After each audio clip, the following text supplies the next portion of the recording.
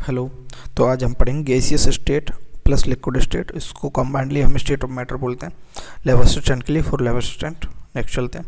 आज ये टारगेट रहेगा, जो भी सिलेबस में है वो सारा कवर हो जाएगा। मैटर क्या होता है, सॉलिड, लिक्विड और गैस जो है, तीन स्टेट में होता है मैटर। ठीक है। इंटरमोलिकुलर फोर्स क्या होता है, कीप द मॉलिक्यूल टुगेदर। ठीक है, मॉलिक्यूल्स को टुगेदर एक साथ रखता है। जो किसी भी जो मॉलिक्यूल हैं उनको कितना पास रखना है, कितना दूर रखना है, इंटरमोलिकुलर फोर्स डिसाइड करता है। इंटर यानी कि बीच का, मॉलिक्यूलर यानी मॉलिक्यूल्स के बीच का फोर्स, इंटरमोलिकुलर फोर्स। ठीक है। इंटरमोलिकुलर फोर्स का जो ऑर्डर है वह सॉलिड में सबसे ज़्यादा, फिर लिक्विड, फिर गैस, यानी कि सबसे ज़्यादा इंटरमोलिकुलर फोर्स सॉलिड में। तो सीधी बात है, इंटरमोलिकुलर फोर्स बढ़ेगा तो क्या है, मॉलिक्यूल्स के बीच में क्या है, अट्रैक्शन बढ़ेगा।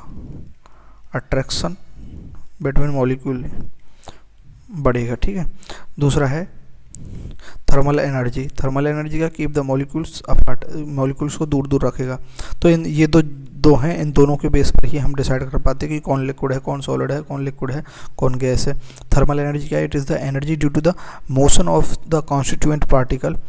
जो ये थर्मल एनर्जी है, वे किसके कारण होती है, कॉन्स्टिट्यूएंट पार्टिकल के मोशन के कारण। कॉन्स्टिट्यूएंट पार्टिकल क्या होते हैं, किसी भी मैटर के, सॉलिड या लिक्विड के, जो मैटर है उसके अंदर जो कॉन्स्टिट्यूएंट पार्टिकल यानी किसके, कौन से एटम से मिलकर बना है, जो छोटे से छोटा जो पार्टिकल है उसे कॉन्स्टिट्यूएंट पार्टिकल बोलते हैं। जैसे कि ये कोई आयरन की रोड है, इसके अंदर Fe एटम है, तो वो एक दूसरे को बहुत ज़्यादा पास रहते हैं।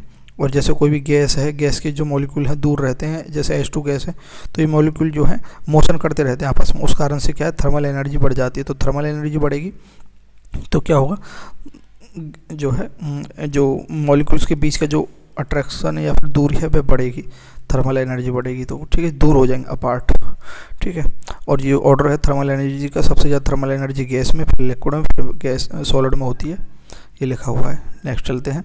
सॉलिड स्टेट क्या है, state of matter in which intermolecular force is greater than the thermal energy. हमने देख लिया था, इंटरमोलिकुलर फोर्स ज़्यादा रहेगा, थर्मल एनर्जी कम रहेगी। तो इंटरमोलिकुलर फोर्स ज़्यादा रहेगा तो मॉलिक्यूल पास पास आएंगे, सीधी सी बात है। थर्मल एनर्जी कम रहेगी तो भी मॉलिक्यूल पास पास आएंगे। ये ऑर्डर हमने देख लिया था। ठीक है। ये जो सॉलिड स्टेट होती है, फिक्स शेप, फिक्स वॉल्यूम और फिक्स शेप होता है, डेंसिटी हाई होती है, लेस कंप्रेसिबल होते हैं, कंप्रेस नहीं कर पाते। इंटरमोलिकुलर डिस्टेंस लीस्ट होती है, सबसे कम होती है। सॉलिड्स के अंदर जो मॉलिक्यूल्स हैं बहुत ज़्यादा पास पास होते हैं, इसलिए इनके अंदर इंटरमोलिकुलर डिस्टेंस जो है बहुत कम होती है। गैसियस स्टेट देखते हैं, the state of matter in which, gaseous state के अंदर क्या होता है, थर्मल एनर्जी बहुत ज़्यादा होती है इंटरमोलिकुलर फोर्स से।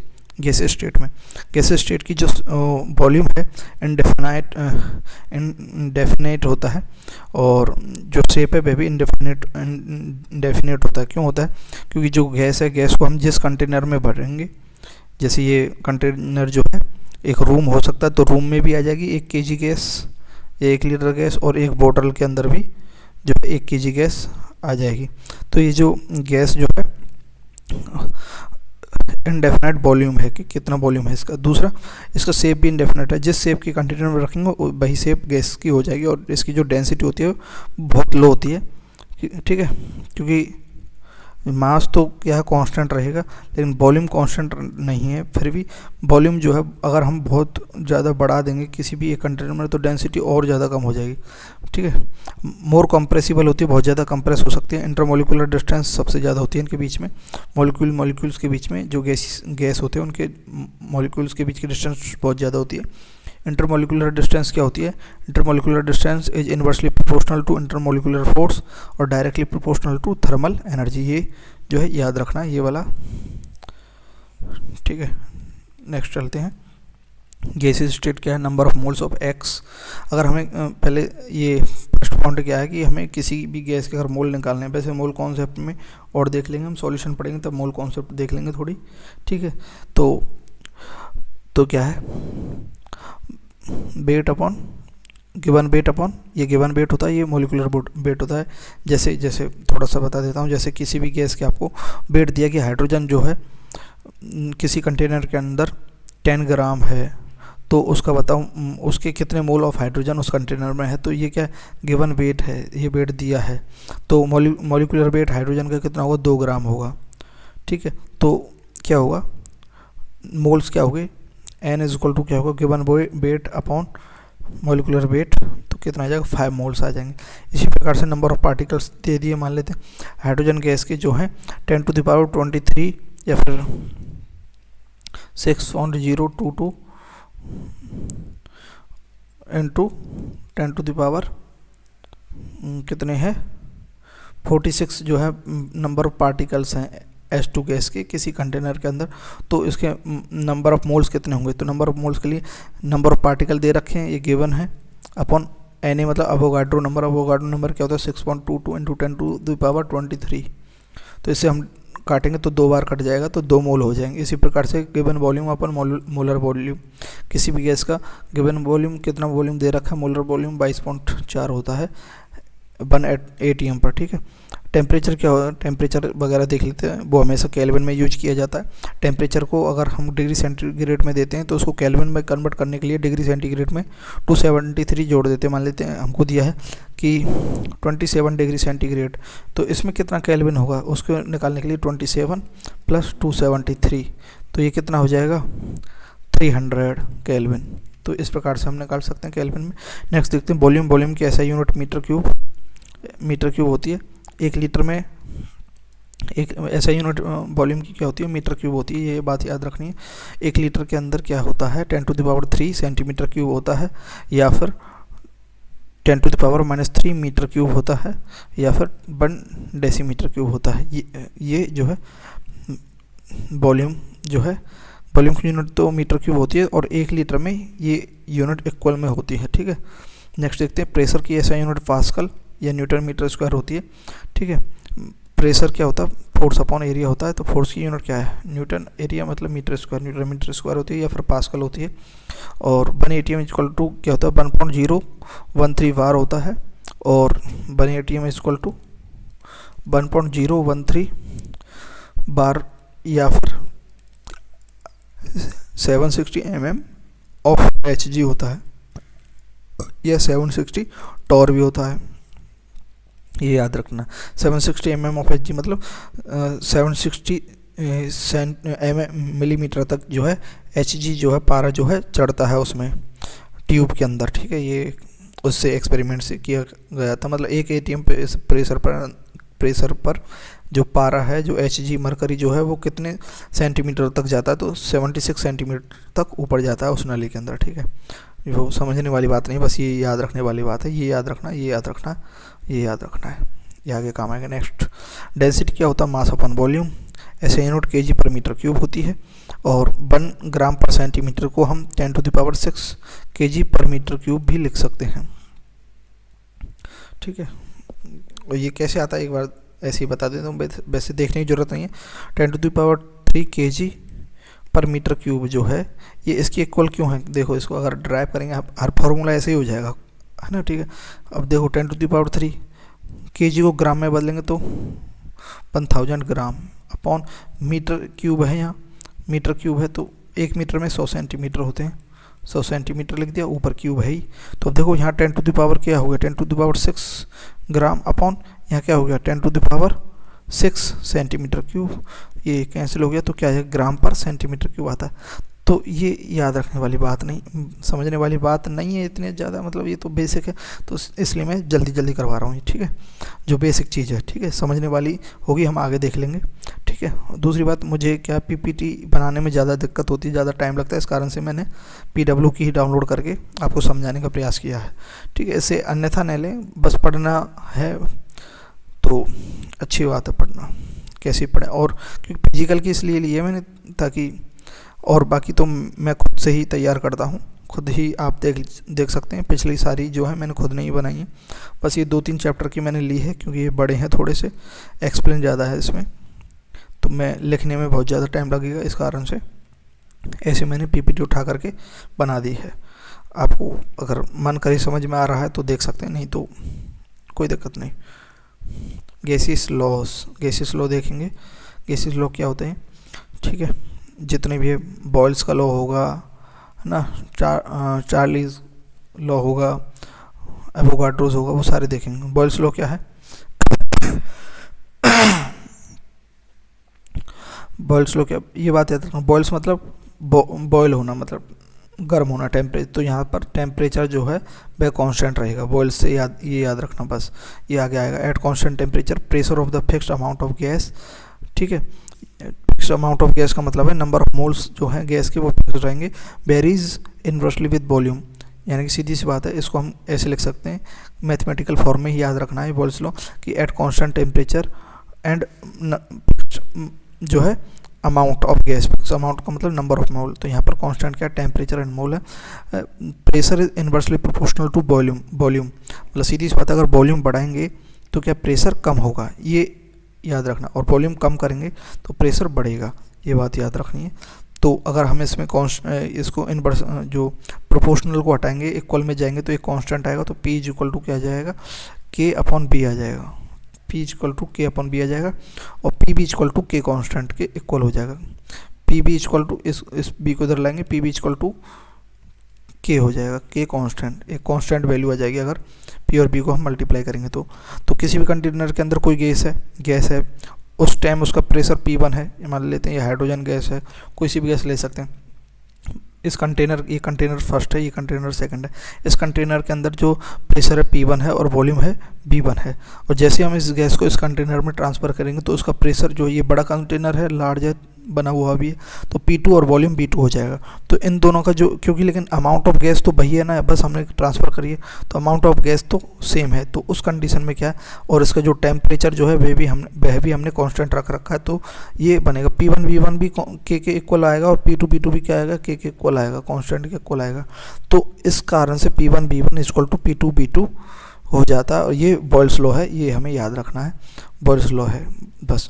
इसके जो ग्राफ है वो देख लेते हैं। देखो ये एक तो ये ग्राफ बनेगा, इसमें अगर यहाँ अगर वॉल्यूम है तो प्रेशर हाई रहेगा, और अगर हम इधर आएंगे तो यहाँ पर क्या प्रेशर कम है लेकिन वॉल्यूम यहाँ हाई है, तो सीधी सी बात है वो वैल्यू कांस्टेंट रहेगी हर पॉइंट पर, P into B is equal to K रहेगा, तो हर पॉइंट पर जो P इंटू बी जो है कांस्टेंट रहेगा, ठीक है।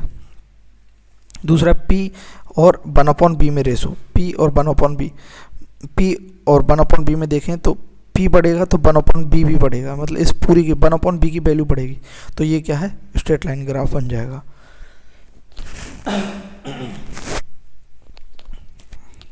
ठीक है, नेक्स्ट देखते हैं। ठीक है, ये वही है जो मैंने बताया था, P into B, P1 B1 equal to P2 B2 constant रहेगा। मतलब एक एग्जांपल देख लेते हैं, बस ये उसी से समझ में आ जाएगा। यानी कि जैसे इनिशियल और ये फाइनल, इनिशियल फाइनल, किसी कंटेनर के अंदर ये कंटेनर फर्स्ट है, ये सेकंड मान लेते हैं, उसमें इनिशियल वॉल्यूम 5 वोल्ट है, और फिर दूसरे फाइनल वॉल्यूम 5 वोल्ट है, बी है, ठीक है। इनिशियल 10 P है, फाइनल कितना है वह निकालना है, सीधी सी बात है। मतलब इसको मैं और सिंप्लीफाई कर देता हूँ, यानी कि किसी कंटेनर के अंदर इनिशियली जो है 5 वॉल्यूम है, 5B है, और प्रेशर क्या है 10P है, तो और दूसरे कंटेनर के अंदर प्रेशर जो है वह क्या है फाइनल, हाँ फाइनल हमें 10, हाँ दूसरे कंटेनर में क्या है वॉल्यूम तो है B, और प्रेशर जो है हमें याद निकालना है, तो प्रेशर निकालना है, तो इसको फर्स्ट कंटेनर में B1 P1 B जो इनको मल्टीप्लाई करेंगे, और P निकालना है, इसको वहाँ जा कर के ये डिवाइड हो जाएगा, तो B डिवाइड करेगा तो क्या आ जाएगा 50P आ जाएगा। समझ में नहीं आया होगा, बिल्कुल ठीक है।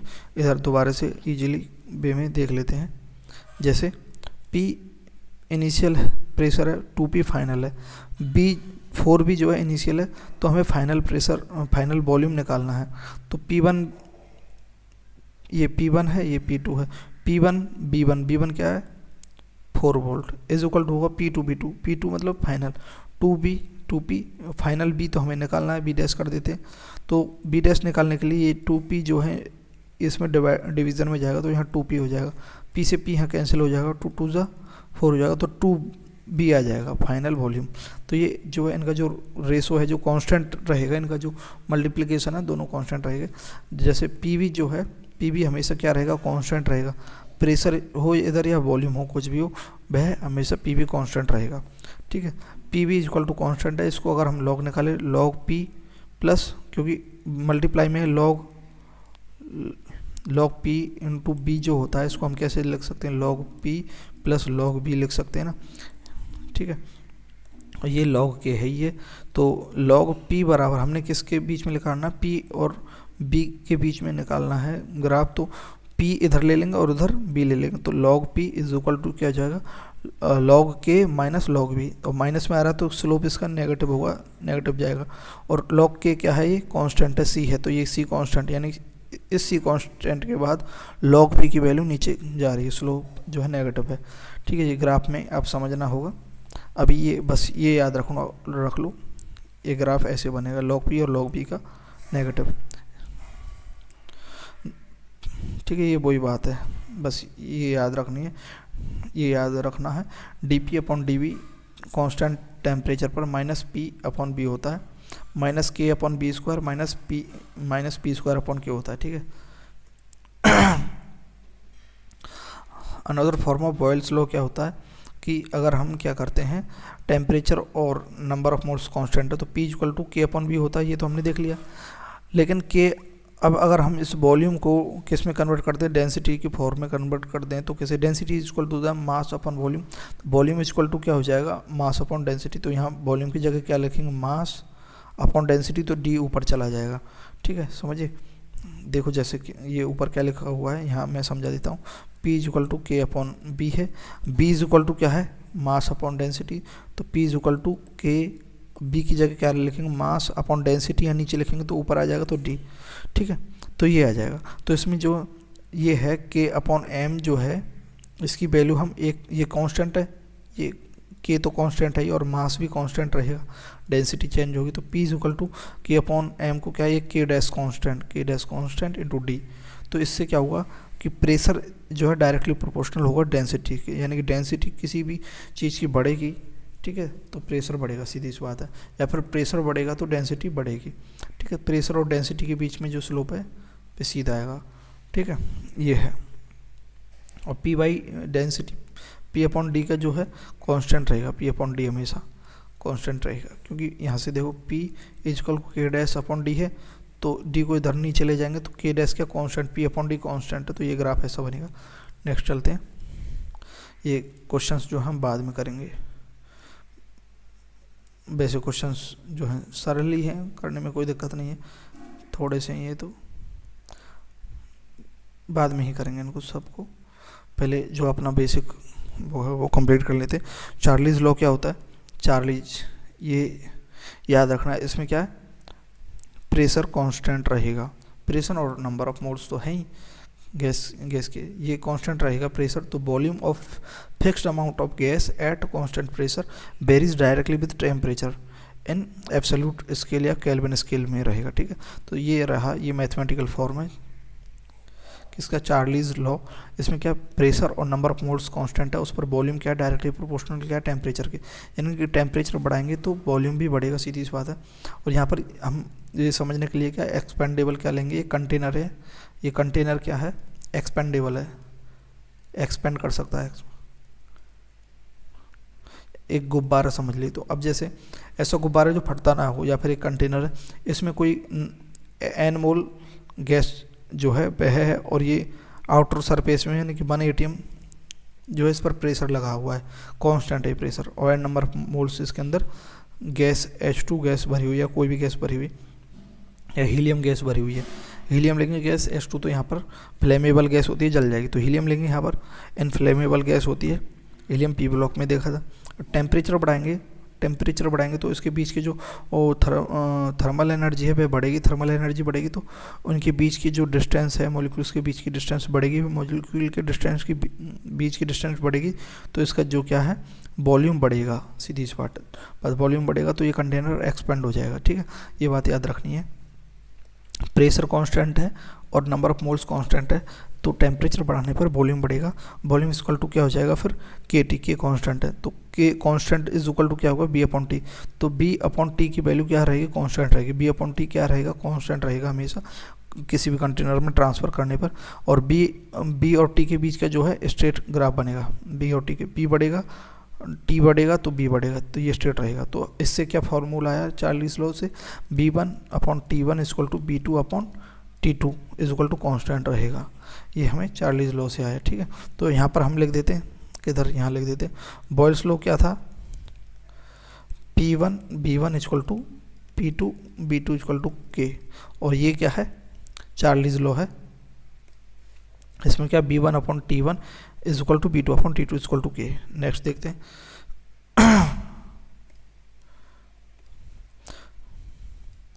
नेक्स्ट क्या है, ये वही है, volume is equal to K T, ठीक है। इसका लॉग निकालेंगे, log B is equal to log K plus log T आ जाएगा, ठीक है।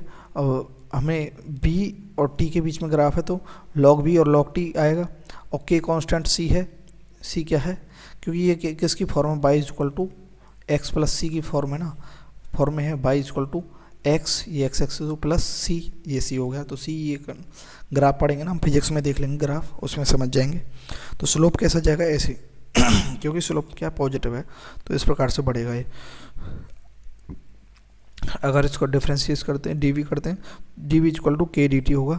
तो डीवी अपॉन डी टी क्या होगा, एट कांस्टेंट प्रेशर पर क्या रहेगा, कांस्टेंट रहेगा, यानी कि बीटी रहेगा, ठीक है। ये बात याद रखनी है। नेक्स्ट देखते हैं, इन सेल्सियस स्केल, सेल्सियस स्केल्स में, स्केल के अंदर ये जो है चार्लीज लो है, B1 अपॉन T1, ये वैलिड नहीं है, valid only for kelvin scale. क्योंकि जैसे कि मान लेते हैं, हमें दे दिया कि B1 जो है 0 डिग्री सेंटीग्रेड पर B1 कुछ है, B0 है, और टेम्परेचर क्या, B1 0 degree is equal to होगा B2 पर कोई वॉल्यूम है, मान लेते हैं 2 लीटर, और टेम्परेचर कितना हो गया 2 डिग्री कुछ भी हो गया। तो इसको जब आपस में हम मल्टीप्लाई करेंगे तो ये 0 वैल्यू आ जाएगी, ये भी समझने वाली बात है। तो इस कारण से ये जो है केल्विन में ही वैलिड है। तो ये अगर डिग्री में दे रखा है तो उसे केल्विन में कन्वर्ट कर देंगे, तब ये हमारा सॉल्व हो जाएगा। तो सीधी सी बात है।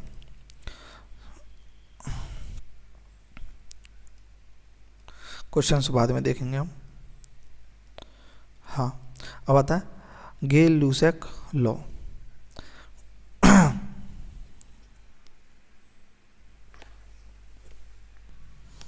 अब देखेंगे गे-लुसाक लॉ। इसमें क्या होता है, लुसाक लॉ के अंदर जो है हमारा वॉल्यूम जो है वह कांस्टेंट रहेगा, और नंबर ऑफ जो मोल्स ऑफ गैस है, यानी अमाउंट ऑफ गैस है, वह तो फिक्स ही रहेगी। At constant volume pressure of fixed amount of gas varies directly with temperature. तो इसमें क्या, वॉल्यूम और जो है नंबर ऑफ मोल्स जो है कांस्टेंट है। तो जैसे ही हम टेम्परेचर बढ़ाते हैं तो प्रेशर बढ़ेगा। इसमें क्या रहेगा, इसमें हम क्या लेंगे, एक कंटेनर लेंगे, फिक्स्ड वॉल्यूम का कंटेनर लेंगे, ये एक्सपेंडेबल नहीं है, कंटेनर है, ये लेंगे। इसके अंदर अगर गैस है, n मोल ऑफ गैस है, तो कांस्टेंट वॉल्यूम हो गया, और इसमें H2 गैस है। तो अगर हम टेम्परेचर बढ़ाते हैं, टेम्परेचर बढ़ाएंगे तो इसकी जो कांस्टेंट पार्टिकल उनके बीच में क्या बढ़ेगा, डिस्टेंस बढ़ेगा। तो ये क्या करेंगे, एक दूसरे से दूरी बढ़ाएंगे, तो ये क्या, बहुत ज़्यादा तेज इनके बीच में कोलिजन होगा, तो ये आपस में टकराएंगे, उसके कारण से इसमें प्रेशर बनाएंगे। इसकी जो वॉल ऑफ कंटेनर है उनमें प्रेशर लगाएंगे, ठीक है। तो टेम्परेचर बढ़ाएंगे तो प्रेशर, तो P is equal to K T रहेगा। चार्लीज लॉ की तरह ही रहेगा। चार्लीज लॉ के अंदर क्या, प्रेशर कांस्टेंट था, और गे-लुसैक लॉ में क्या है, वॉल्यूम कांस्टेंट है, ठीक है। तो P is equal to K T होगा। तो यहाँ P1 T1 is equal to P2 T2 रहेगा, क्यों P अपॉन T क्या है, के कांस्टेंट है, वही है। P और T के बीच में अगर ग्राफ है तो ये सीधा बनेगा, और PT जो है वह कांस्टेंट है, तो इस प्रकार से बनेगा ग्राफ। तो हमने यहाँ तक क्या देखा, यहाँ तक मैं यहाँ लिख सकता हूँ, यहाँ लिख देता हूँ। ये तो हो गया क्या, गे-लुसैक है, ये तो लिख ही रहा है। एक क्या है, बॉयल्स लॉ क्या है, P1 B1 is equal to P2 B2, और चार्लीज लॉ क्या है वो क्या है, B1 upon T1 is equal to B2 upon T2। ये 3 लॉ हैं, ये हमने देख लिए। नेक्स्ट है अवोगाड्रो। अब यहाँ इसमें क्या है, जैसे इसमें P अपॉन T है, तो इसमें क्या है, वॉल्यूम और n जो है ये कांस्टेंट है, क्योंकि इसमें टेम्परेचर ये तो दे रखा है। इसमें क्या है, प्रेशर और वॉल्यूम दे रखा है, तो इसमें क्या कांस्टेंट है, टेम्परेचर और n नंबर ऑफ मोल्स, तो सब में कांस्टेंट रहेंगे इनमें। इसमें वॉल्यूम और टेम्परेचर दे रखा है, तो इसमें कांस्टेंट क्या रहेगा, pressure and number of moles. Next देखते हैं, ये वही है सेम उसी की तरह है, 40 की तरह पी अपॉन टी कॉन्स्टेंट के है, पी का log, P log is equal to K log K plus log T. तो लॉग टी और लॉग पी के बीच में अगर ग्राफ देखेंगे स्लोप पॉजिटिव जाएगा, और ये क्या सी लॉग के क्या है कांस्टेंट है सी, ठीक है। और D P upon D T at constant volume पर इज इक्वल टू के रहेगा या पी अपॉन टी रहेगा, ठीक है।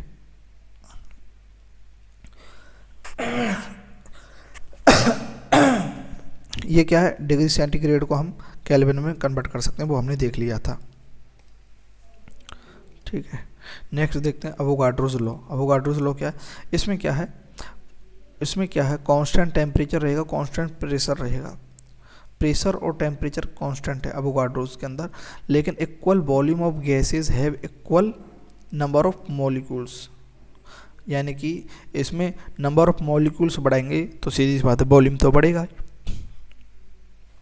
जैसे इसमें क्या हमने एक कंटेनर लिया, ठीक है, ये एक्सपेंडेबल रहेगा इसमें कंटेनर, क्योंकि जहाँ वॉल्यूम चेंज हो रहा है वहाँ कंटेनर एक्सपेंडेबल लेना है, ठीक है।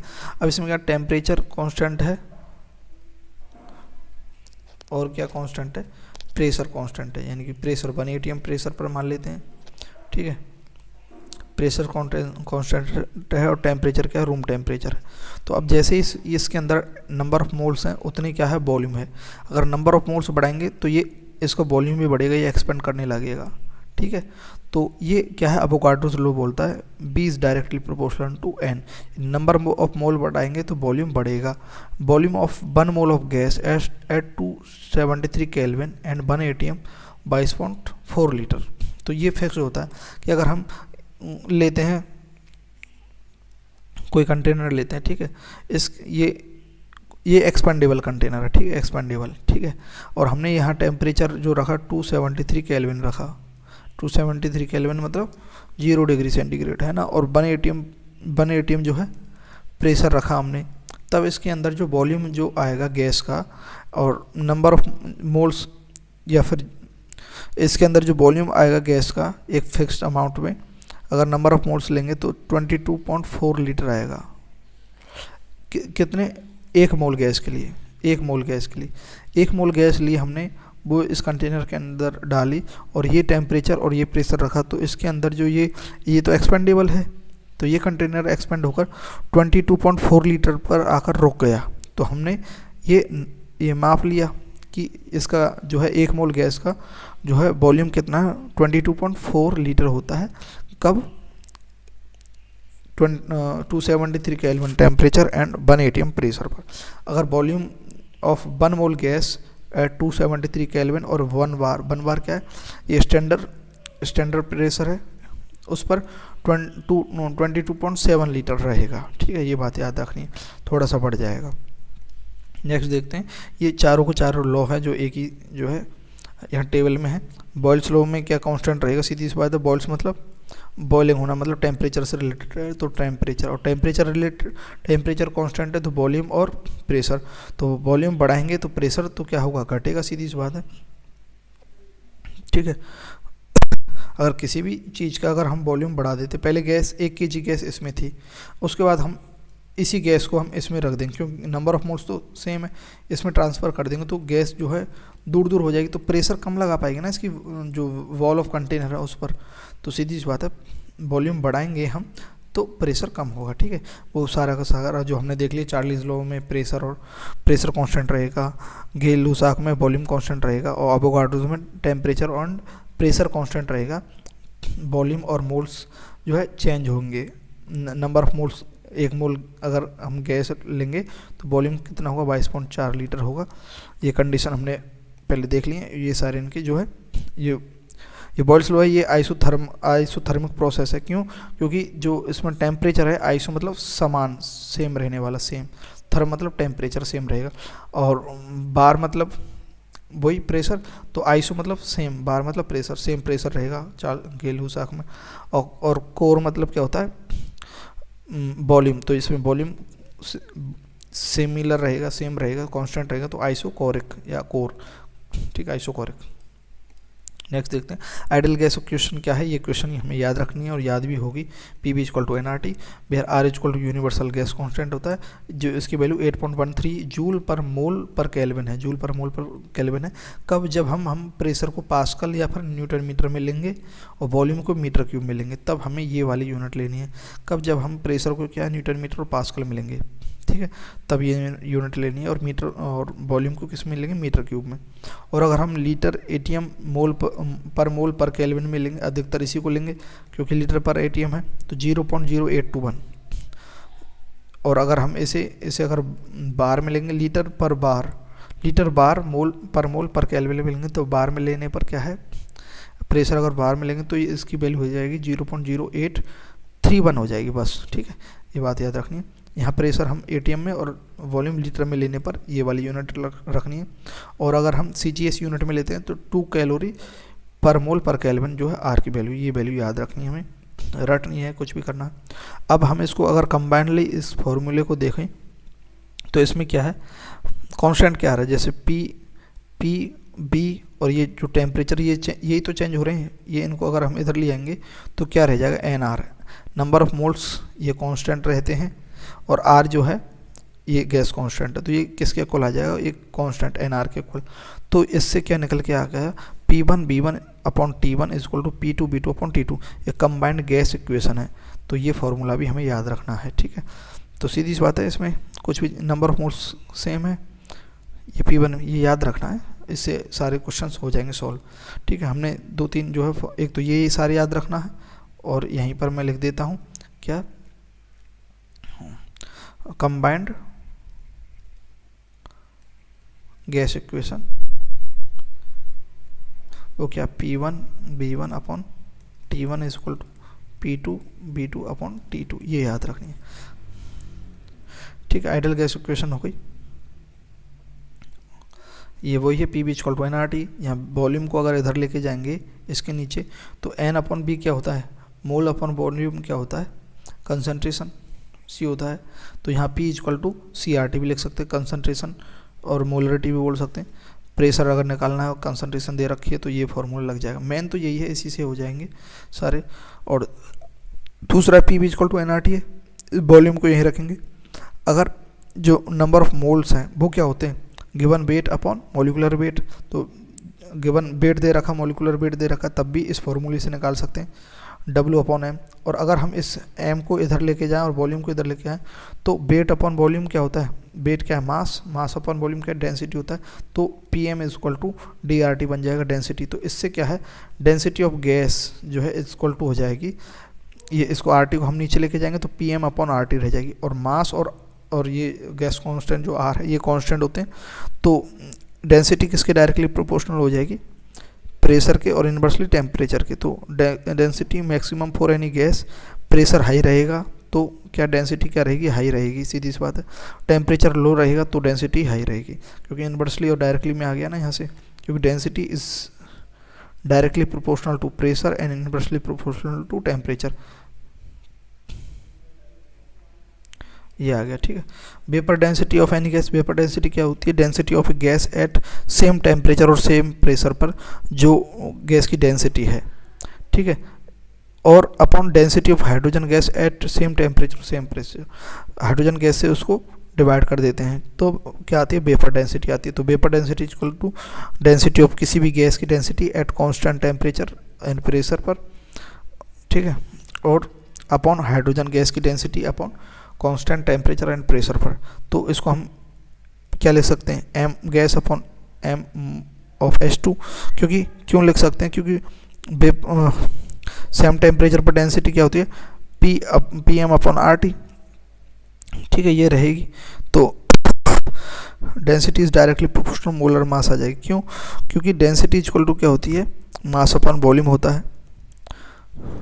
तो वॉल्यूम तो क्या है, सेम रहेगा कंटेनर के अंदर, लेकिन मास जो है कांस्टेंट रहेगा। मास जो है गैस का अलग अलग रहेगा, सॉरी यहाँ पर अलग अलग गैस ली हैं तो उनका जो मोलर मास है अलग अलग रहेगा। तो उस कारण से वेपर डेंसिटी क्या है, mass of gas upon mass of molar mass of hydrogen gas. तो vapour density mass of gas upon 2 हो जाएगा, ये याद रखनी है, ये बात याद रखनी है, बस ये फॉर्मूला याद रखना है। अगर ज़्यादा समझ में नहीं आ रहा है तो बस वेपर डेंसिटी इक्वल टू ये रहेगा। नेक्स्ट देखते हैं, ये P B equal to N R T, P equal to C R T, P M equal to D R T. ये कैसे आया, ये सब हमने इससे पहली वाली स्लाइड में देख लिया है, बस ये आपको याद रखने हैं ये फार्मूलाज जो हैं सारे, ठीक है। Density equal P M upon are T, vapour density M upon 2, P one B one upon T one equal to P two B two upon T two for any transition, no leakage. Number of moles initial equal to number of miles final, यानी कि जो volume of gas है, amount of gas है, वह fix रहेगा, उस पर ये होगा, ठीक है। ये जो स्लाइड है ये याद रखनी है।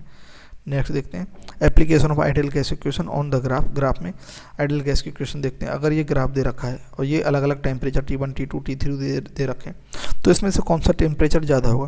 तो हम जानते हैं टेम्परेचर बढ़ाएंगे तो क्या होगा, टेम्परेचर बढ़ाने पर क्या होगा, वॉल्यूम प्रेशर और वॉल्यूम के बीच में अगर हम कर रहे हैं तो टेम्परेचर बढ़ाएंगे तो उसके जो है पार्टिकल्स के बीच की दूरी बढ़ेगी और जो कंटेनर की वॉल है उस पर प्रेशर बढ़ेगा। तो यहाँ पर देखो, यहाँ प्रेशर ज़्यादा है,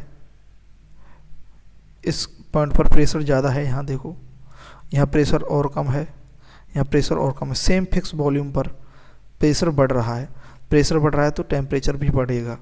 तो यहाँ पर क्या है, T3 जो है हाईएस्ट टेम्परेचर, फिर T2 फिर T1, ये इस प्रकार से इसमें रहेगा। तो प्रेशर और वॉल्यूम में अगर हम देखते हैं वॉल्यूम और टेम्परेचर पर, तो फिक्स टेम्परेचर पर क्या हो रहा है, वॉल्यूम देखो चेंज हो रहा है, मतलब देखो ये टेम्परेचर फिक्स है, तो देखो यहाँ सबसे कम वॉल्यूम है, वॉल्यूम कम रहेगा तो क्या प्रेशर ज़्यादा रहेगा कि हाई, प्रेशर सीधी सी बात है ज़्यादा रहेगा तभी तो वॉल्यूम कम हो पाएगा।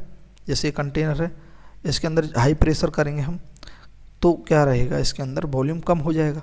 प्रेशर बढ़ाएंगे इसके अंदर, जैसे ये कंटेनर है, इसको हमने हाफ कर दिया, प्रेशर बढ़ गया तो वॉल्यूम भी तो कम हो गया। तो यहाँ पर क्या है, P3 क्या है, प्रेशर क्या है, हाईएस्ट है, क्योंकि वॉल्यूम यहाँ लोएस्ट है। तो P3 P2 P1 सबसे कम प्रेशर है तो वॉल्यूम हाई रहेगा, ठीक है। इसी प्रकार से इसमें हो जाएगा, समझने वाली बात है। फिक्स टेम्परेचर पर प्रेशर है तो वो जस्ट, अगर प्रेशर जो है कम है तो वॉल्यूम क्या रहेगा, प्रेशर कम है तो वॉल्यूम क्या रहेगा, ज़्यादा रहेगा। तो B3 यहाँ की वैल्यू यहाँ ज़्यादा आएगी मोस्ट, और B1 की वैल्यू यहाँ कम आएगी, क्योंकि वॉल्यूम कम है तो प्रेशर ज़्यादा रहेगा। वॉल्यूम कम है, ये कम वॉल्यूम है और ये ज़्यादा वॉल्यूम है। कम वॉल्यूम में बहुत ज़्यादा गैस, वो सेम अमाउंट ऑफ गैस भरेंगे तो प्रेशर ज़्यादा रहेगा ना, तो कम वॉल्यूम में प्रेशर ज़्यादा रहेगा, ठीक है। ये ग्राफ मैंने समझा दी है एप्लीकेशन। नेक्स्ट देखते हैं, Dalton's law of partial pressure only for non reactive gases mixture के लिए होता है। Total pressure of non reactive gases mixed is equal to sum of individual या पार्शियल प्रेशर। जैसे टोटल प्रेशर क्या है, जैसे दो गैस है P1 A और B है, तो पार्शियल प्रेशर ऑफ A और पार्शियल प्रेशर ऑफ B दोनों का जो प्रेशर है मिल करके टोटल प्रेशर बनाएगा। तो टोटल प्रेशर क्या होगा, number of moles of A upon B RT, क्योंकि P इक्वल टू क्या होता है, N अपॉन B RT, क्योंकि P भी इक्वल टू NRT है तो ये B इधर आ जाएगा तो N अपॉन B RT होगा। तो यहाँ नंबर ऑफ मोल्स यहाँ किसके लेंगे, यहाँ नंबर ऑफ मोल्स ये किसके लेंगे हम, A गैस के। तो ये partial pressure of A gas क्या हो जाएगा, Na RT अपॉन B हो जाएगा, plus NB upon RT, NB RT upon B, ये किसका हो जाएगा, partial pressure of B gas का P भी हो जाएगा। तो P टोटल क्या हो जाएगा, Na और NB इक्वल, हम कॉमन RT अपॉन B यहाँ से कॉमन आ जाएगा, RT अपॉन B, तो Na plus NB number of moles of gas A, number of moles of gas A। तो P टोटल, एक तो ये फॉर्मूला आ गया P टोटल का, ठीक है।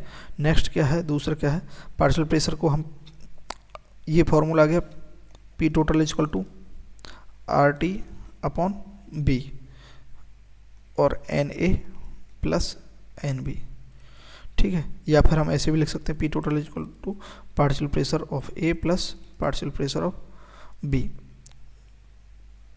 अब यहाँ देखें, यहाँ पर क्या है, partial pressure of A upon P total अगर करते हैं तो क्या निकल के आता है, partial pressure of A Na RT upon B, upon partial pressure P total क्या है, ये रहा पार्शियल प्रेशर पी टोटल, ये हमने यहाँ रखा, तो आर टी से आर टी कैंसिल हो गया, ठीक है। तो partial pressure of A upon total pressure का जो रेशो है एन ए अपॉन क्या आ गया, total number of mole of both gas A and B, तो number of moles of A plus number of moles of B gas आ गया, और ऊपर क्या आ गया, number of moles of A, और ये इसे क्या बोलते हैं, मोल फ्रैक्शन ऑफ ए।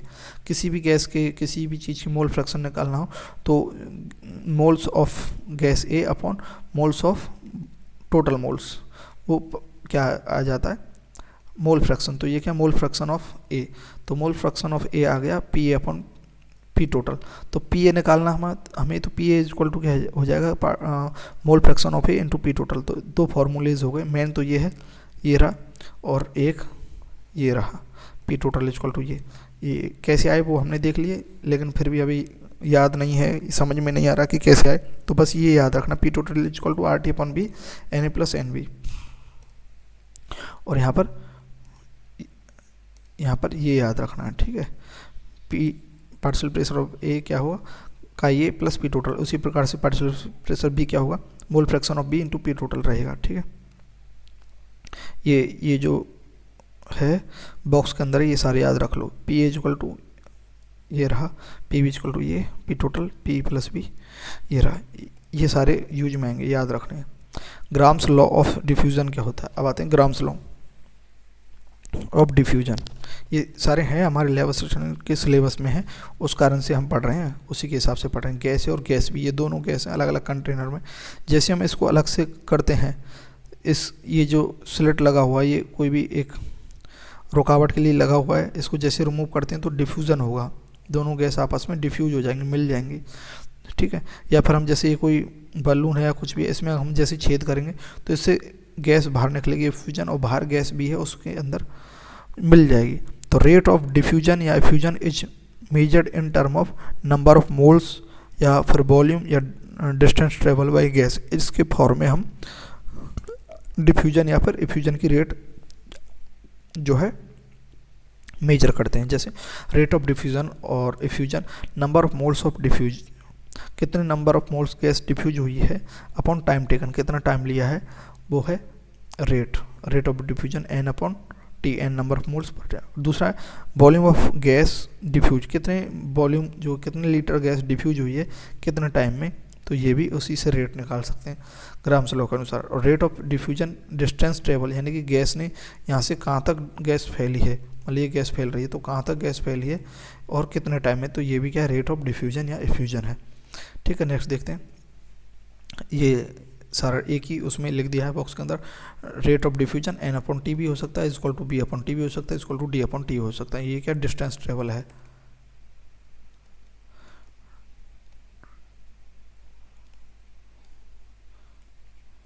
गैस, ठीक है।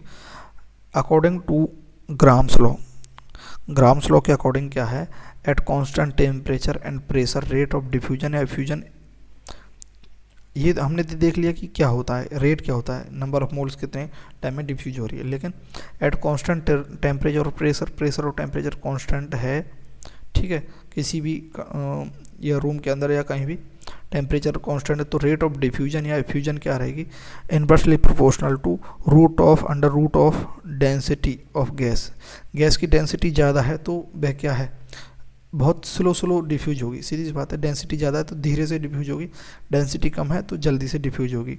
डेंसिटी डी बराबर हमने पहले भी देख लिया है, P M upon are T, D equal to P यानी प्रेशर अपॉन एम मतलब मास, मोलर मास, आर और टी, ये है डी इक्वल टू। तो एट कांस्टेंट टेम्परेचर और प्रेशर, तो यहाँ पर टेम्परेचर और प्रेशर कांस्टेंट कर दिया है, और ये आर जो है ऑलरेडी कांस्टेंट है, तो डेंसिटी किसके डायरेक्टली प्रोपोर्शनल होगी, density is directly proportional to molar mass of gas. तो ये यहाँ से निकल के आया, तो at constant and temperature and pressure पर density is directly proportional to molar mass of gas. तो यहाँ पर क्या है, रेट क्या हुई, at constant temperature and pressure पर रेट जो है 1 अपॉन रूट ऑफ डेंसिटी हो सकती है, अंडर रूट ऑफ डेंसिटी, और दूसरा है इन्वर्सली प्रोपोर्शनल रहेगी 1 upon molar mass of density. तो जिस गैस का मोलर मास ज़्यादा है वह डिफ्यूज जो है स्लो होगी, धीरे धीरे डिफ्यूज होगी। मान लेते हैं जैसे कि ये कोई एक पाइप है, ये 1 किलोमीटर का या फिर 1 मीटर का पाइप है, ठीक है, 1 मीटर का पाइप है। यहाँ से हमने कोई गैस दी, मान लेते हैं O2 गैस दी, यहाँ से हमने क्या दी, H2 गैस दी। तो अब देखो ये O2 गैस का जो मॉलिक्यूलर जो वेट है वो कितना होता है, 32 ग्राम, और इसका कितना होता है, 2 ग्राम। अब देखो तो यहाँ से गैस हमने यहाँ गैस छोड़ दी और यहाँ पर छोड़ दी, तो ये गैस तो बहुत स्लो डिफ्यूज होगी, धीरे धीरे ऐसे डिफ्यूज होती जाएगी, ऐसे डिफ्यूज, और ये जो है झट से डिफ्यूज हो जाएगी, तो यहाँ और ज़्यादा पास आ जाएगी। तो इनको जो मिलने की जो चांस है ना वो यहाँ पर होंगे ज़्यादा, यहाँ होंगे, तो यहाँ पर H2 बन जाएगा पहले ही, ये नहीं कि बीच में बनेगा, नहीं, पहले ही बन जाएगा, ये डिफ्यूजन के हिसाब से। तो ये समझ गए ना, जिसकी जो है डेंसिटी ज़्यादा है या फिर मॉलिकुलर वेट ज़्यादा है तो वह क्या है, उसकी रेट स्लो है। नेक्स्ट देखते, ये वो वही लिखा हुआ है रूट में, और ये पूरा जो हमने समझा था वही लिखा हुआ है। अगर रेट का रेशो निकालें R1 R2 तो अंडर रूट D2/D1 निकाल लेंगे, या फिर M2/M1 निकाल लेंगे, ठीक है, ये होता है, ठीक है। मोलर मास बढ़ेगा तो रेट घटेगी, सीधी सी बात है, देख लिया हमने। नेक्स्ट ये वही बात है अभी मैंने बताया था ना, O2 और H2 वाला एग्जांपल वही है। यहाँ इसी पॉइंट पर जो है H2O2 मिल जाएंगे, यहाँ वाटर बन जाएगा, ठीक है। Eight constant temperature and pressure पर, ये हमने देख लिया ग्राम्स लॉ ऑफ डिफ्यूजन, ये पूरा grams of law of diffusion ये पूरा है, इसी से समझ में आ जाएगा। है क्या, सीधी सी बात है, इसमें रेट ऑफ डिफ्यूजन एफ्यूजन होता है, ग्राम्स लॉ ऑफ डिफ्यूजन, सीधी सी बात है, इसमें आ रहा है ग्राम्स लॉ ऑफ डिफ्यूजन, तो उसमें रेट पता करता है। रेट क्या होता है, inversely proportional to under root of density and inversely proportional to under root of जो है मॉलिकुलर मास या molecular weight at constant temperature and pressure पर होता है। अगर हम लेते हैं कि केवल कांस्टेंट टेम्परेचर पर निकालें तो सीधी सी बात है रेट क्या होगी, प्रेशर बढ़ेगा, प्रेशर किसी चीज़ का बढ़ेगा तो रेट बढ़ेगी ना, मतलब सीधी बात है। जैसे ये वॉल्यूम उसका हम कम कर देंगे, जैसे पहले गैस इसमें और उसका हाफ वॉल्यूम में वही गैस भरेंगे तो वह प्रेशर बढ़ेगा, तो वह जल्दी मूव करेगी और ज़्यादा। कम प्रेशर जैसे वो देख लेते हैं, जैसे एक ये बड़ा वाला पाइप है, इससे हम वाटर निकालते हैं, और इसी वाटर को अगर हम एक छोटे पाइप से कनेक्ट कर दें तो क्या होगा, तो बहुत हाई स्पीड से निकलेगा ये वाटर। तो वही बात है, तो रेट क्या बढ़ जाएगी, प्रेशर बढ़ेगा, तो बस प्रेशर को ऊपर कर देंगे। अगर टेम्परेचर कांस्टेंट लेंगे तो रेट इज डायरेक्टली प्रोपोर्शनल क्या होगा, N/√, क्योंकि जो अगर number of moles of gas बढ़ाएंगे तो भी क्या है, रेट बढ़ेगी। सीधी सी बात है, जैसे कि ये कोई बड़ा कंटेनर है, कोई भी है, या फिर ये कोई पाइप है, ठीक है, इसमें हम वाटर धीरे धीरे कम वाटर आ रहा है तो ये ऐसे जाएगा, ठीक है, धीरे धीरे, और इसमें ये अगर हम ज़्यादा अमाउंट में वाटर अगर फ्लो कर रही है तो सीधा ऐसे जाएगा, ये ऐसे। तो सीधी सी बात है, नंबर ऑफ मोल्स या अमाउंट ऑफ गैस बढ़ाएंगे तो भी रेट बढ़ेगी। डिफ्यूजन है एफ्यूजन की, सीधी सी बात है, समझ गए। Next, molecular mass of mixture, किसी मिक्सचर जो है जैसे A और +B ये दो हैं, दो गैसेस हैं, इनका मॉलिकुलर मास निकालना है, तो मॉलिकुलर मास ऑफ मिक्सचर क्या होगा ये क्या है, मोल fraction of A into molecular mass of A gas. इस मोल फ्रैक्शन कितना है इसके अंदर, मोल फ्रैक्शन क्या होता है, Na + Nb into molecular mass of A plus mole fraction of B और मॉलिकुलर मास ऑफ B। ये क्या है, मॉलिकुलर मास ऑफ मिक्सचर का फॉर्मूला। ये याद रखना है कि किसी भी मिक्सचर के अंदर, किसी भी कंटेनर के अंदर गैस भरी हुई है तो उनका मिक्सचर निकालने के लिए ये फॉर्मूला है। इसमें अगर C भी गैस होगी तो इस प्रकार से। काइनेटिक थ्योरी ऑफ गैसेस, ठीक है, ये देख लिया ना। अब देखते हैं काइनेटिक थ्योरी ऑफ गैसेस क्या होती है। Maxwell propose the postulate for the behaviour of gas molecules known as kinetic theory of gases as follows. Each gas is made of large number of identical and small tiny particles known as molecules. Gas के अंदर molecules होते हैं, बहुत छोटे छोटे particle होते हैं, उनसे मिलकर बनी होती है, उसे मॉलिक्यूल्स बोलते हैं। The volume of the molecule is so small, volume यहाँ देखो क्या लिखा हुआ है, the volume of a molecule एक मॉलिक्यूल का वॉल्यूम जो होता है is so small that is may be neglected in comparison to the total volume of occupied the gas. बहुत नेग्लेक्जिबल होता है, ठीक है, उसका volume. There are no attractive force between the molecules, molecules के बीच में अट्रैक्टिव फोर्स होगा ही नहीं गैस के अंदर, क्योंकि बहुत दूर दूर रहेंगी। इंटरमॉलिकुलर फोर्स बहुत कम होता है। The molecules away always move in random motion, कैसे भी घूमते रहते हैं, in straight line motion in all possible direction with constant velocity, constant velocity के साथ जो है मॉलिक्यूल्स इस प्रकार से, जैसे ये कोई स्ट्रेट लाइन में जा रहे हैं ना, तो मॉलिक्यूल्स ऐसे, कोई मॉलिक्यूल ऐसे, कोई मॉलिक्यूल ऐसे, ये रैंडमली सेम स्पीड से टकराते रहते हैं, ठीक है, ठीक है। Constant velocities, collision between molecules are perfectly elastic in nature and molecules bear no change in energy during collision, collision के दौरान कोई भी एनर्जी में चेंज नहीं होता है। the effect of gravity on molecular motion is negligible, जो gravity का जो इफेक्ट है मॉलिक्यूल्स के मोशन पर नेग्लेक्जिबल होता है। The pressure of the gas is due to, जो गैस का प्रेशर है is due to the continuous collision of molecules with the wall of container, कोई भी कंटेनर है उसकी वॉल पर अगर मॉलिक्यूल्स का बार बार जो है कंटिन्यूस कोलिजन हो रहा है, मॉलिक्यूल्स बार बार इससे टकरा रहे हैं, तो उसके कारण क्या होगा, प्रेशर बढ़ता है, उसके कारण क्या प्रेशर बढ़ता है। The temperature of gas is measure of its kinetic energy, kinetic energy of molecule is directly proportional to absolute temperature of gas. यानी काइनेटिक एनर्जी कब बढ़ेगी, जब हम किसी भी कंटेनर के अंदर या फिर किसी में टेम्परेचर बढ़ाएंगे, तो उस गैस का टेम्परेचर बढ़ाएंगे तो उसकी काइनेटिक एनर्जी बढ़ेगी, यानी कि उसके जो मॉलिक्यूल्स हैं वो आपस में फास्टली कोलाइड करेंगे, कोलिजन करेंगे। तो एवरेज काइनेटिक एनर्जी पर मोल ऑफ गैस, एक मोल गैस के लिए एवरेज काइनेटिक एनर्जी का 3/2 RT निकाला है, ये बात याद रखनी है।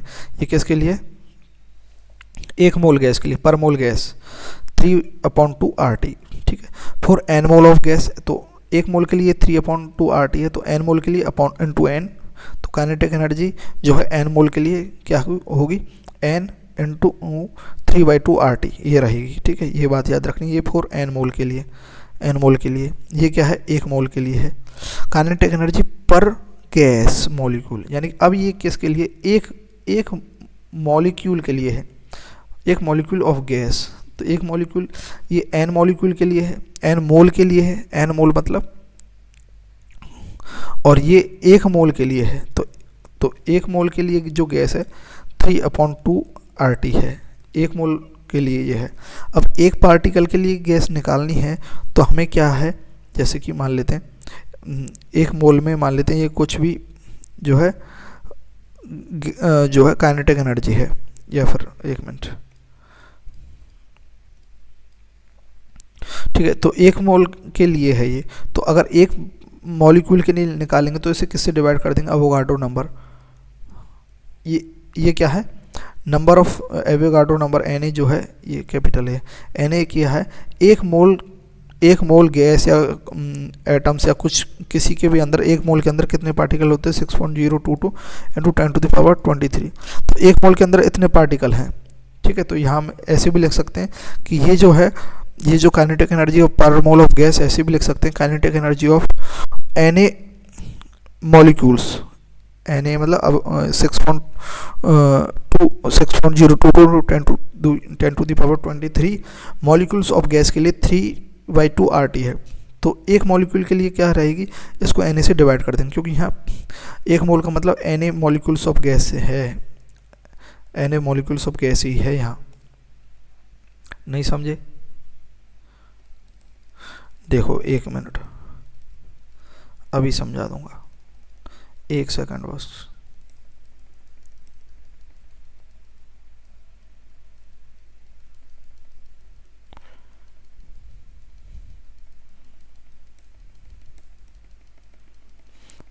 इतना समय नहीं है, उस कारण से डिटेल में नहीं पढ़ रहे हैं, मतलब डिटेल में तो पढ़ रहे हैं पर इतना वो एक्सप्लेन नहीं कर रहे हैं। जैसे कि एन मोल ऑफ गैस के लिए,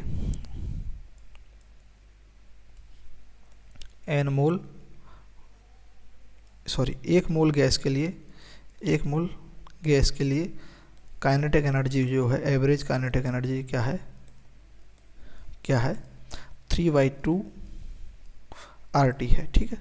अब यहाँ एक मोल गैस का मतलब है, एक mole gas is equal to, एक मोल में कितना 1 मोल गैस में कितने पार्टिकल होंगे, Na number of Avogadro number. तो हम इस टर्म को ऐसे भी तो लिख सकते हैं कि Na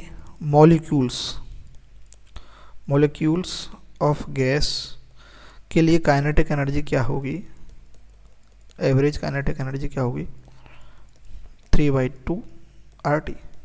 अब यहाँ Na मॉलिक्यूल्स के लिए ये है, तो एक मॉलिक्यूल्स के लिए क्या होगी, इस Na को एक मॉलिक्यूल्स के लिए पर मॉलिक्यूल्स ऑफ गैस के लिए क्या होगी, अपॉन में क्या करेंगे, इस Na को यहाँ अपॉन में रख देंगे, तो अपॉन Na।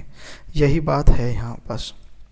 तो ये क्या है, एक पर गैस मॉलिक्यूल के लिए क्या है 3/2 RT अपॉन Na, और R और Na दोनों कांस्टेंट है, तो उसको क्या लिखेंगे हम, K लिख देंगे। तो काइनेटिक एनर्जी पर मॉलिक्यूल के लिए क्या होगी, 3/2 KT रहेगी। और KT क्या है, KT क्या है, यहाँ बोल्ट्जमान कांस्टेंट है, उसकी KT की वैल्यू क्या है, K की वैल्यू क्या है, सॉरी K की वैल्यू क्या है, 1.3 × 10⁻⁻23, 1.3 × 10⁻⁻23 जो है KT की वैल्यू है। ये कैसे निकली, जो है ये gas constant upon Avogadro number की वैल्यू को डिवाइड करेंगे, तो 1.3 × 10⁻⁻23 जो ये क्या है, KT की वैल्यू, K की वैल्यू है। K कांस्टेंट जो है काइनेटिक एनर्जी के अंदर बोल्ट्जमान जो कांस्टेंट है उसकी वैल्यू क्या है, 1.3 × 10⁻⁻23 है। Maxwell Boltzmann distribution curve, the gas molecules are moving in all possible direction। ठीक है, सही बात है, ठीक है। They collide with one another, एक दूसरे के साथ कोलाइड करते। The speed and direction of the gas molecule are ever changing, change नहीं होती है कभी भी, भले ही कोलाइड करते हैं लेकिन स्पीड और डायरेक्शन चेंज नहीं होती है। All the molecules in a given sample of gas do not have the same speed। ठीक है, सारे से सारे जो जितने भी किसी भी सैंपल है उसके अंदर जो गैस के मॉलिक्यूल हैं उनकी स्पीड सबकी सेम नहीं होती है। ठीक है, ये फ्रैक्शन ऑफ मॉलिक्यूल्स है। ये क्या है, BM मतलब है यहाँ मोस्ट प्रोबेबल जो स्पीड ऑफ मॉलिक्यूल्स है, ये फ्रैक्शन ऑफ मॉलिक्यूल्स है। मॉलिक्यूल्स का कुछ फ्रैक्शन लिया, उसमें हमने देखा कि जो सबसे ज़्यादा जो मोस्ट प्रोबेबल जो स्पीड है, वेलोसिटी है, वो इतने सारे मैक्सिमम मॉलिक्यूल्स की यहाँ पर है। ये है सबसे ज़्यादा जो मॉलिक्यूल, मोल ऑफ फ्रैक्शन, ये यहाँ पर मोल फ्रैक्शन ऑफ मॉलिक्यूल्स, यहाँ पर सबसे ज़्यादा जो है मॉलिक्यूल्स है। तो मैक्सिमम मॉलिक्यूल्स की जो है स्पीड है वह ये है, यहाँ बहुत कम है, मतलब मैक्सिमम की। कुछ की क्या है स्पीड यहाँ है, एवरेज, यहाँ पर एवरेज मॉलिक्यूल आ जाएंगे यहाँ। ठीक है, तो एवरेज मॉलिक्यूल्स की स्पीड, एवरेज स्पीड क्या है, एवरेज स्पीड क्या है, इतने मॉलिक्यूल्स की एवरेज स्पीड है वो ये है। ठीक है, ये स्पीड है एवरेज स्पीड। ठीक है, और BRMS यानी कि रूट मीन स्क्वायर वैल्यू जो है वह इन मॉलिक्यूल्स की है। यहाँ ये मॉलिक्यूल्स बहुत कम मॉलिक्यूल्स हैं, तो इनको अगर हम निकालें तो वेलोसिटी ऑफ मोस्ट प्रोबेबल की क्या है, 2p/d, 2p/d, या फिर हम ये क्या, P प्रेशर है, D क्या डेंसिटी है, इसको हम क्या ले सकते हैं, BM को क्या लिख सकते हैं, 2RT/m क्योंकि डेंसिटी क्या है, PM/RT होती है, PM/RT होती है डेंसिटी। इसको यहाँ पर रखेंगे, PM अपॉन ऊपर RT लिखेंगे, तो M से P से P कट जाएगा, तो ऊपर क्या आ जाएगा, 2RT/m आ जाएगा रूट में।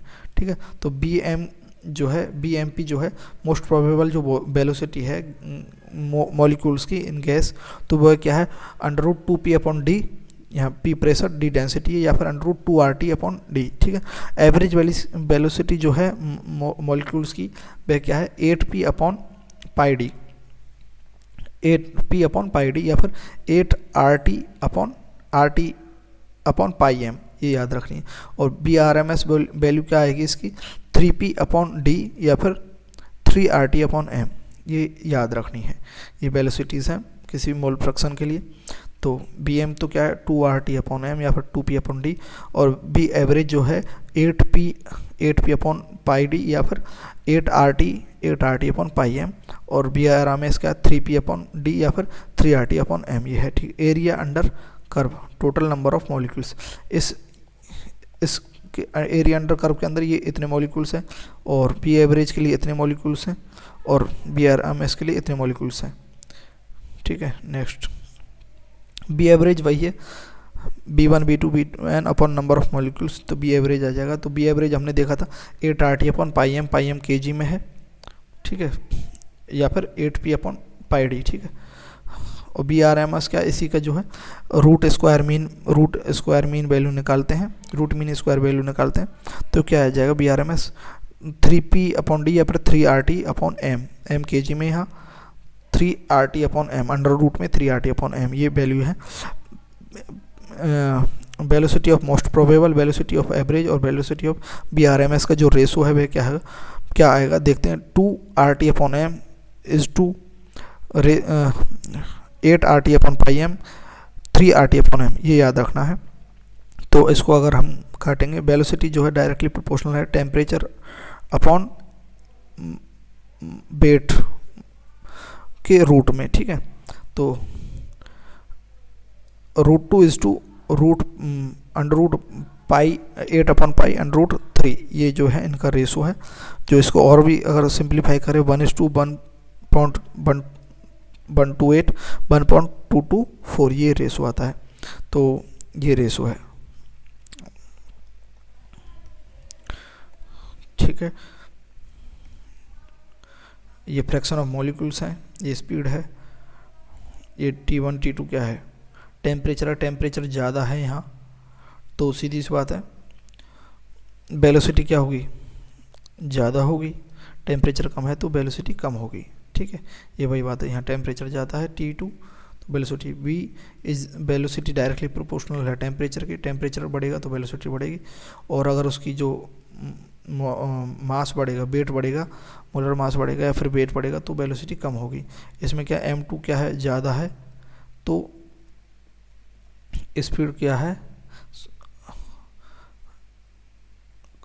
कम है। देखो यहाँ ये स्पीड कम है, और m2 अगर m1 = क्या है, कम है, तो स्पीड ये क्या है, ये ज़्यादा, ये स्पीड है। यहाँ स्पीड का ग्राफ इधर जा रहा है ना, तो इधर से नापेंगे ना स्पीड, ठीक है। ये हो गया।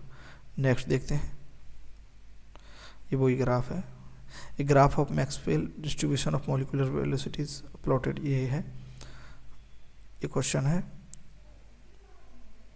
देखो वेलोसिटी जो है इधर बढ़ रही है, तो देखो T1 पर जो है टेम्परेचर जो है, और ये T2 है, ये T3 टेम्परेचर पर वेलोसिटी सबसे ज़्यादा है, तो T3 टेम्परेचर क्या रहेगा, सबसे ज़्यादा रहेगा। T2 पर वेलोसिटी उससे कम है तो T2 उससे कम रहेगा।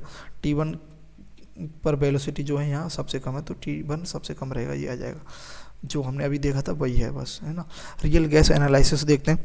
आइडल गैस जो होती है वह PV = nRT होती है, ठीक है। कंप्रेसिबिलिटी जो है फास्टर होती है, Z = 1 होता है आइडल गैस के लिए। और रियल गैस के लिए PV = nRT नहीं होती वास्तविकता में, Z for real gas = not 1, ठीक है। ये आइडल गैस का ग्राफ है, और ये जो है ये वाइट वाला जो है ये आइडल गैस है, और ये जो ग्रीन वाला रियल गैस का ग्राफ इस प्रकार से चलता है, ठीक है।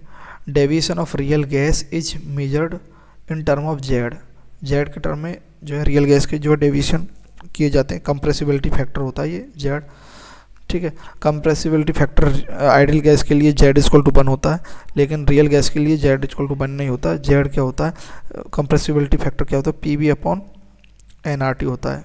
ये क्या कंप्रेसिबिलिटी फैक्टर है किसके लिए,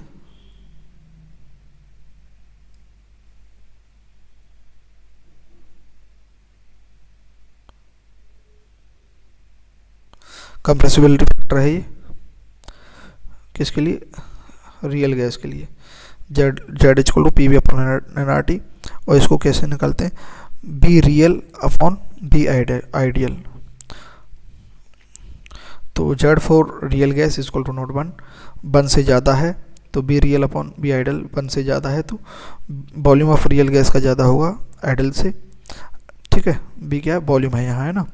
तो जैसे आइडियल गैस का 22.4 लीटर होता है, तो रियल गैस का क्या उससे ज़्यादा होगा, रिपल्सिव फोर्स डोमिनेंट होगा यहाँ पर, तो उस कारण से डिफ़िकल्ट टू कंप्रेस, ठीक है। इसमें अगर Z अगर 1 से कम है तो B real/B आइडियल <1 है, तो B रियल का वॉल्यूम जो है वह कम रहेगा B आइडियल से, मतलब कि B आइडियल का वॉल्यूम 22.4 है और B रियल का जो है कम है, तो अट्रैक्टिव फोर्स डोमिनेंट है इसमें, ठीक है।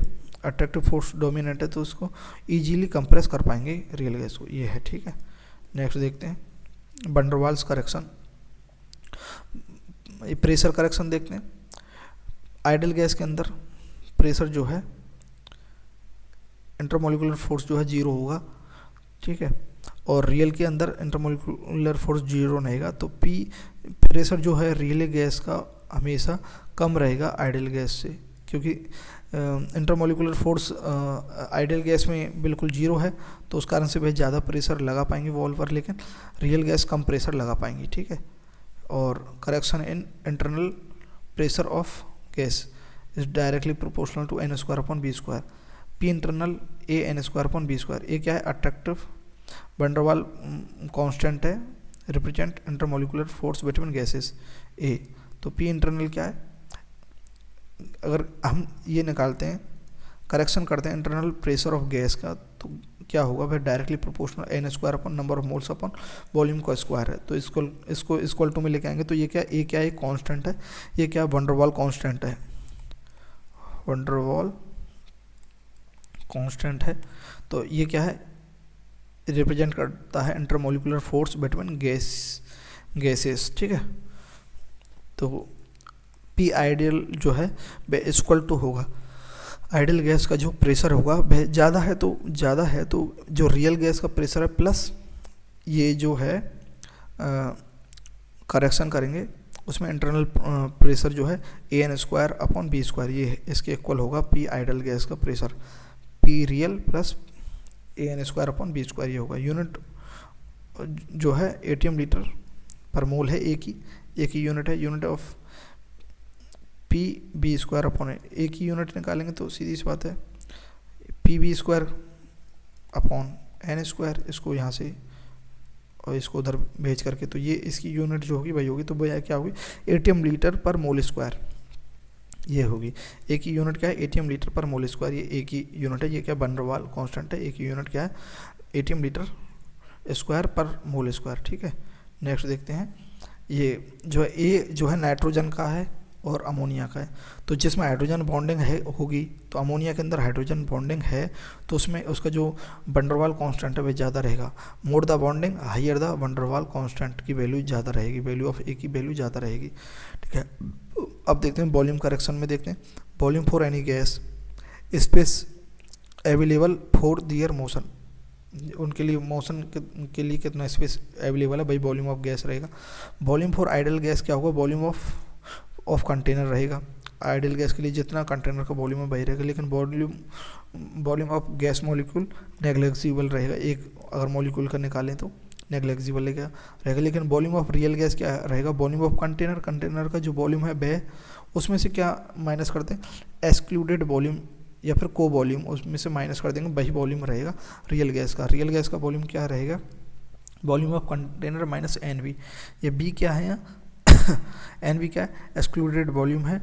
Volume occupied by gas molecule, gas molecule के जरिए जो गैस मॉलिक्यूल होता है, रियल गैस के जो मॉलिक्यूल है उनका कुछ वॉल्यूम होता है, लेकिन आइडियल गैस के मॉलिक्यूल जो है उनका कोई भी क्या नहीं होता, वॉल्यूम नहीं होता। बी क्या है यहाँ? वंडरवाल कांस्टेंट है, represent size of gas molecule. B क्या है? साइज ऑफ गैस मॉलिक्यूल को रिप्रेजेंट करता है, ठीक है। 4x volume of 1 mole of gas molecules,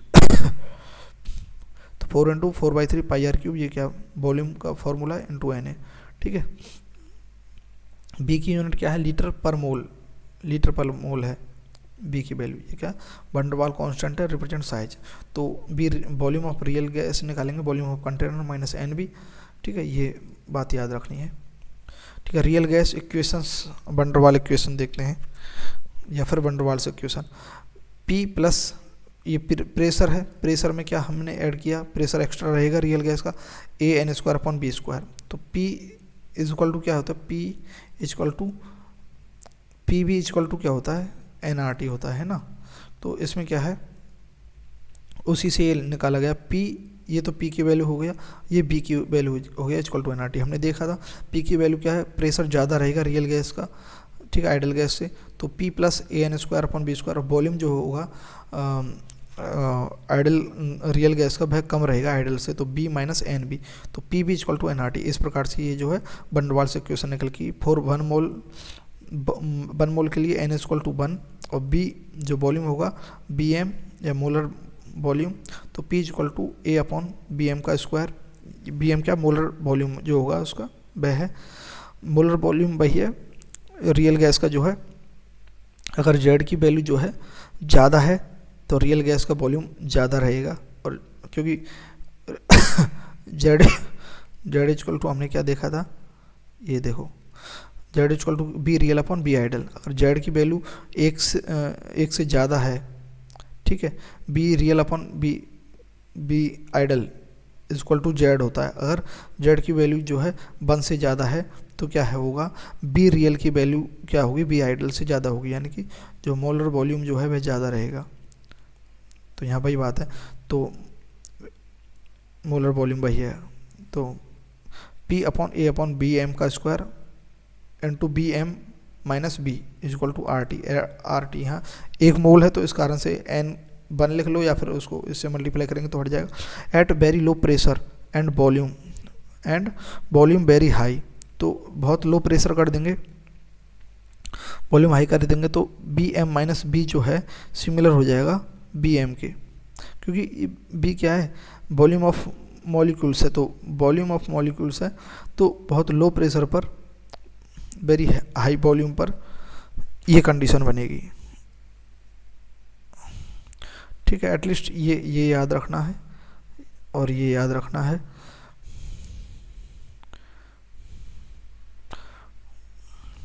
Z equal to क्या होगा, ये याद रखना, 1 minus A upon B M R T. ये इतना काम का नहीं है, यही काम का है बस।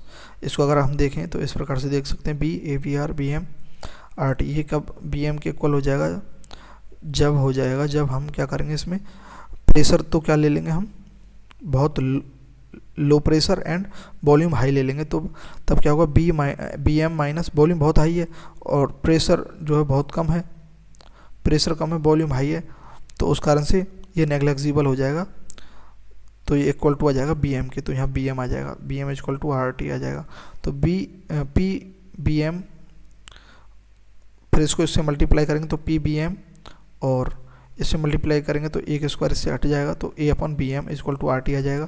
फिर इसको p B m equal to क्या आ जाएगा, r t minus a upon B m आ जाएगा।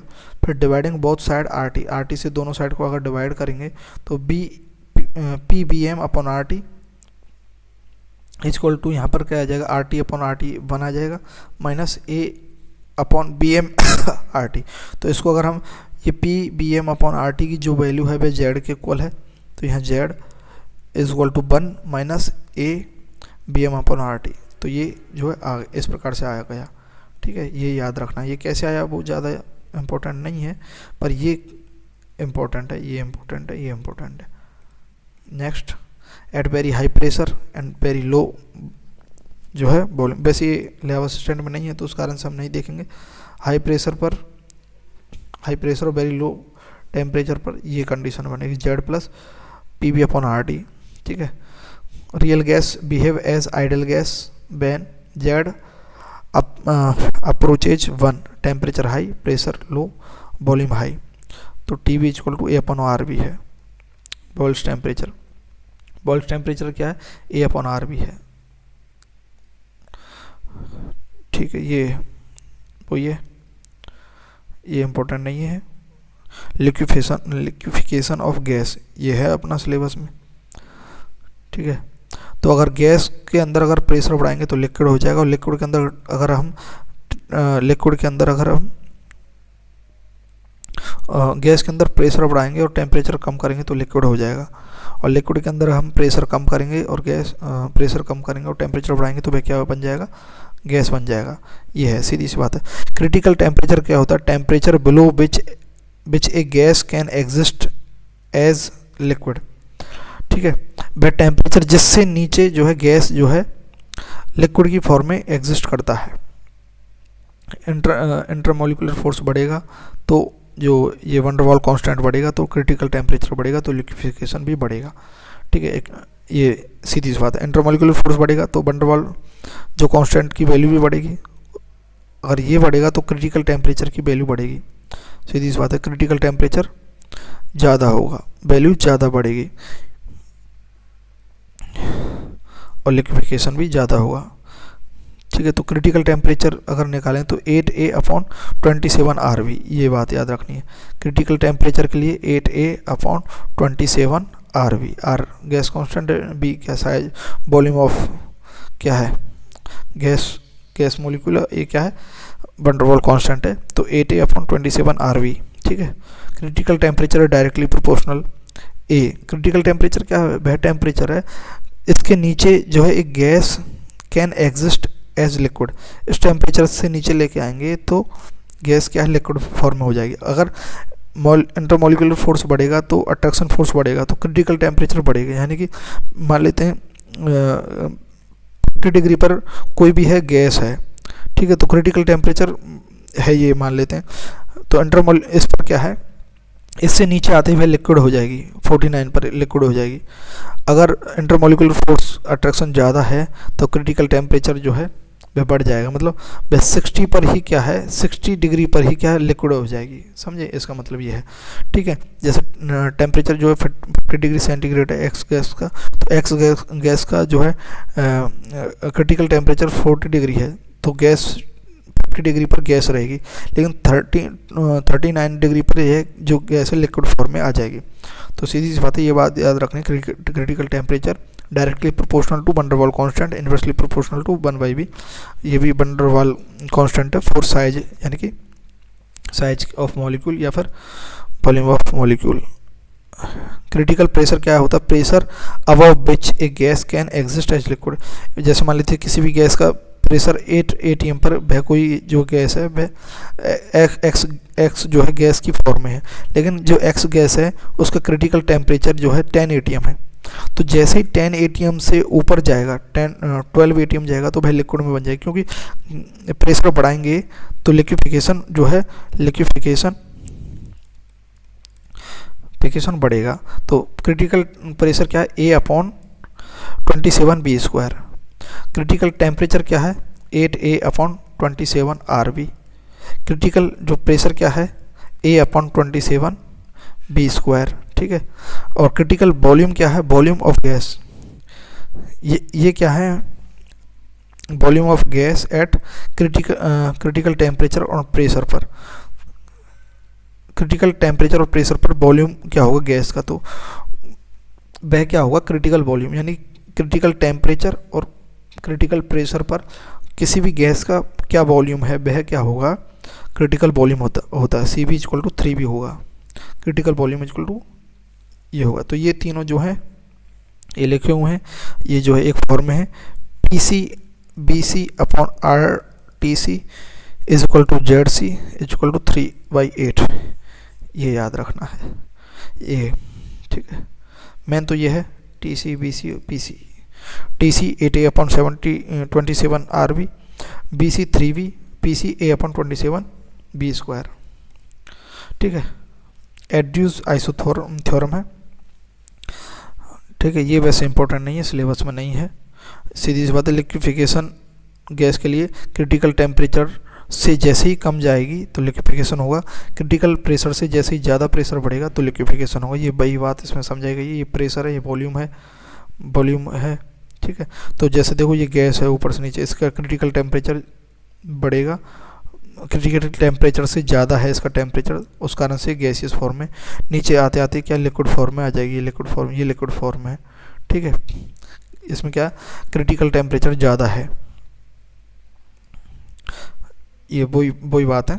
ठीक है, density of gas = density of liquid. Critical ये इंपॉर्टेंट है। एट क्रिटिकल पॉइंट पर क्या होता है ना, क्रिटिकल पॉइंट पर जो डेंसिटी ऑफ गैस और डेंसिटी ऑफ लिक्विड है वह इक्वल होगी। यानी कि किसी गैस का क्रिटिकल टेम्परेचर 40 है तो यह इस टेम्परेचर पर जो है ये लिक्विड से गैस में आएगी और गैस से लिक्विड में आती रहेगी, ये टेम्परेचर। इससे थोड़ा सा ज़्यादा करेंगे तो गैस बन जाएगी, थोड़ा सा कम करेंगे तो लिक्विड बन जाएगी। तो इस स्टेट पर, इस पॉइंट पर क्या है, डेंसिटी ऑफ गैस और डेंसिटी ऑफ लिक्विड इक्वल होगी। नो सेपरेशन बिटवीन गैस और लिक्विड। क्रिटिकल टेम्परेचर पर गैस और लिक्विड को सेपरेट नहीं कर पाएंगे, क्योंकि ये वह पॉइंट है, जैसे ये कोई का क्रिटिकल टेम्परेचर 40 है, 40 डिग्री सेंटीग्रेड है, तो इस टेम्परेचर पर कोई भी जो गैस कोई भी जो है X2 है तो ये क्या है लिक्विड में भी है, फिर तुरंत गैसियस में भी जा रही है, ये वह पॉइंट है। तो इसमें गैस और लिक्विड को सेपरेट नहीं कर सकते, ठीक है। क्रिटिकल टेम्परेचर पर जो जेड की वैल्यू है वह 3/8 है, 3/8 है, ठीक है। Inversion of temperature T I क्या 2a/RV है, ये याद रखनी है। क्रिटिकल टेम्परेचर क्या है 8a/27 और टी क्या है a/RV, ठीक है। टी जो है इन्वर्जन टेम्परेचर है, वह सबसे ज़्यादा है 2a/RV है। फिर टी क्या है बॉइलिंग टेम्परेचर है a/RV, बी मतलब बॉइलिंग, ठीक है। और सबसे कम क्या होता है क्रिटिकल टेम्परेचर होता है। Higher the critical temperature higher the intermolecular force more easier liquefaction of gas, ठीक है। क्रिटिकल टेम्परेचर जितना ज़्यादा होगा उसका लिक्विफिकेशन बहुत ज़्यादा ईजी होगा, ठीक है। ये रॉन्ग एक्सप्रेशन, बॉयल्स लॉ की एक्सप्रेशन ये होती ही नहीं है। बॉयल्स लॉ में क्या होता है P = K/B, ये होता है ना बॉयल्स लॉ। तो क्रिटिकल प्रेशर क्या है PC क्या है A/27 B², सही बात है। क्रिटिकल टेम्परेचर 8a/27 सही बात है। क्रिटिकल वॉल्यूम = 3 सही बात है। एक्वस टेंशन क्या होता है pressure due to water vapour के द्वारा जो प्रेशर होता है उसे एक्वस टेंशन बोलते हैं। जैसे कि ये कोई कंटेनर, इसमें एक्वस वाटर भरा हुआ है, यहाँ से हमने ड्राई एयर के द्वारा कोई प्रेशर लगा यहाँ से, तो यहाँ से जो एक्वस टेंशन है उसके जरिए इसमें क्या है एयर के साथ ड्राई एयर के साथ इसके मॉइस्चर मिल गए, और जो जिस प्रेशर से अब ये आएगी इसका जो है वेट एयर है, यानी कि मॉइस्ट एयर है। जो प्रेशर होता है मॉइस्ट एयर का वह ज़्यादा होता है ड्राई एयर से। प्रेशर ऑफ मॉइस्चर एयर = होता है pressure of dry air plus aqueous tension add हो गया इसमें यहाँ से, ठीक है। एक्वस टेंशन क्या होगा pressure of moist air minus pressure of dry air, बस सीधी सी बात है। लिक्विड स्टेट देखते हैं, ठीक है। हमारे सिलेबस में जो है वो हम देख लेंगे लिक्विड स्टेट थोड़ा ये। तो लिक्विड स्टेट में हमने देखना वेपर प्रेशर देखना है जो हमारे सिलेबस में। लिक्विड स्टेट की जो प्रॉपर्टीज वह सीधी सी बात है इंटरमोलिकुलर फोर्स जो है इसमें गैस की तुलना में थोड़ा सा ज़्यादा होता, गैस की तुलना में थोड़ा ज़्यादा होता है इंटरमोलिकुलर फोर्स।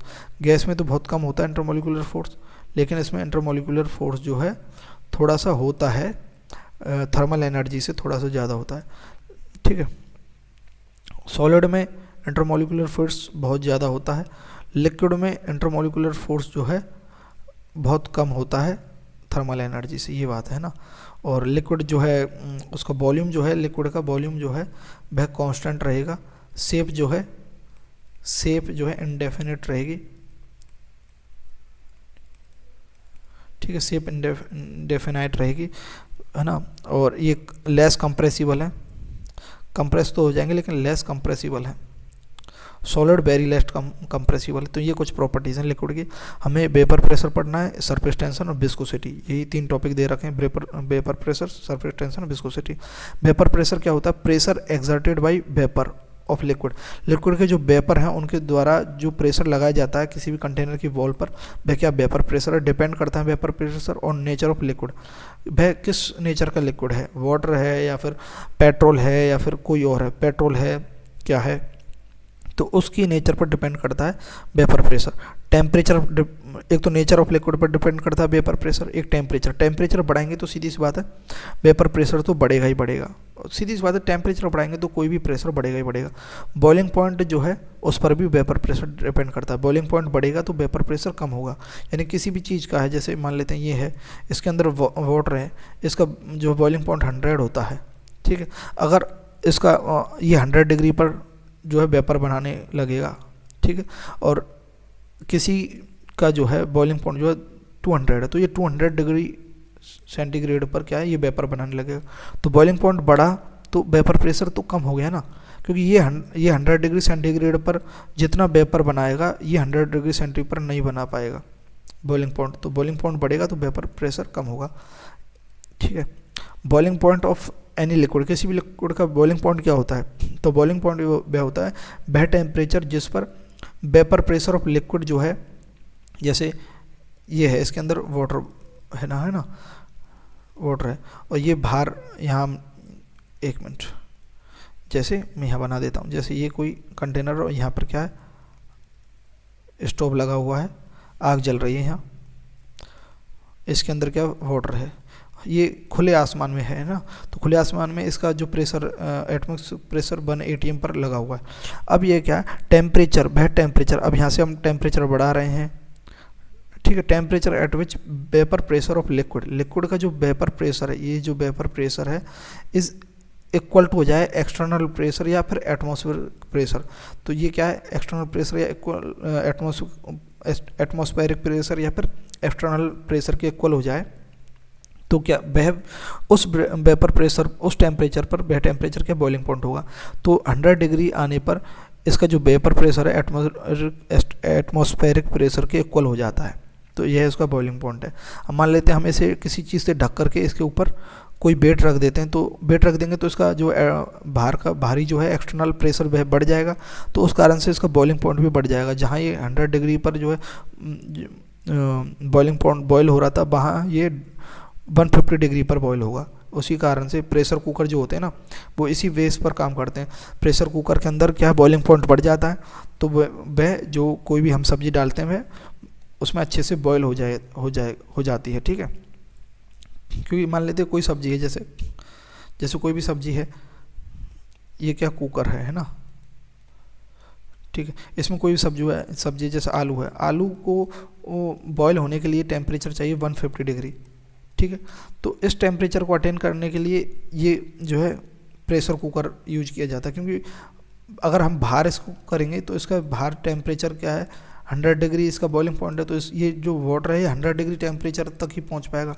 जैसे ही 100 से 120 पहुंचेगा या फिर 101 पहुंचेगा, तो ये क्या वेपोराइज होना लग जाएगा, तो इसका टेम्परेचर एक साथ ज़्यादा नहीं बढ़ेगा, लेकिन यहाँ पर इसका टेम्परेचर बढ़ जाएगा बॉइलिंग पॉइंट बढ़ने के कारण, तो जल्दी जो सब्जियाँ हैं वो बॉयल हो जाती हैं।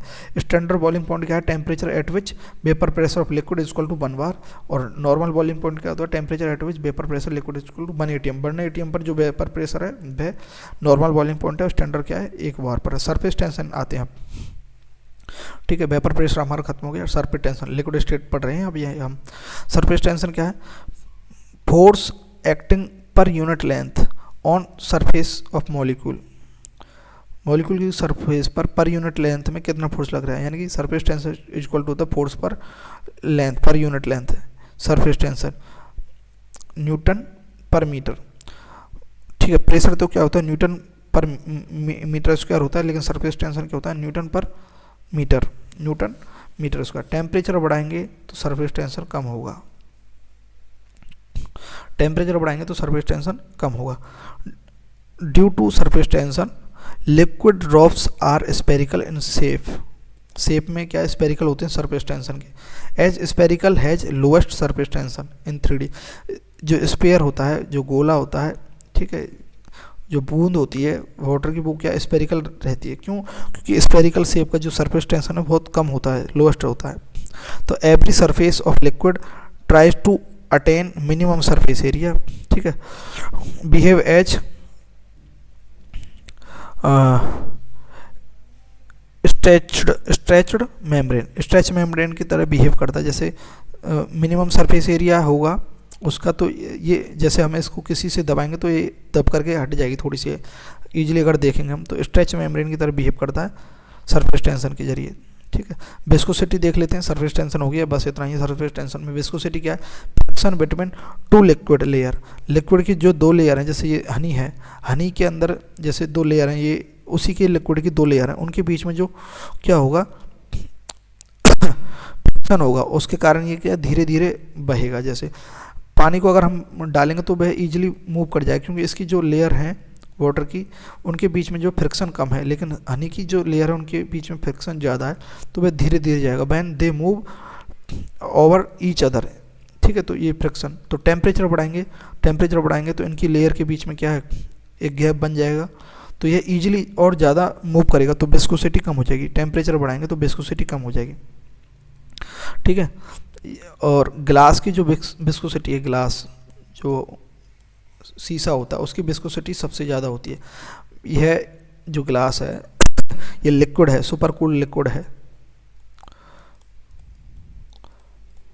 क्योंकि आपने देखा होगा आपके जो पुराने जो घर होते हैं बहुत पुराने, उनके जो कांच होते हैं वो नीचे से मोटे हो जाते हैं, क्योंकि वह धीरे धीरे क्या है फ्लो होता है। तो विस्कोसिटी ग्लास की सबसे ज़्यादा होती है।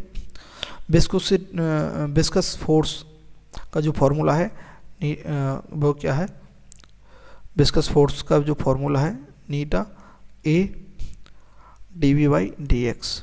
dv/dx क्या है, ये वेलोसिटी ग्रेडियंट है, यानी कि dv वेलोसिटी से dx डिस्टेंस जो है नापी है। नीटा क्या है, कोफिशिएंट ऑफ विस्कोसिटी, ये लिखा हुआ कोफिशिएंट ऑफ विस्कोसिटी।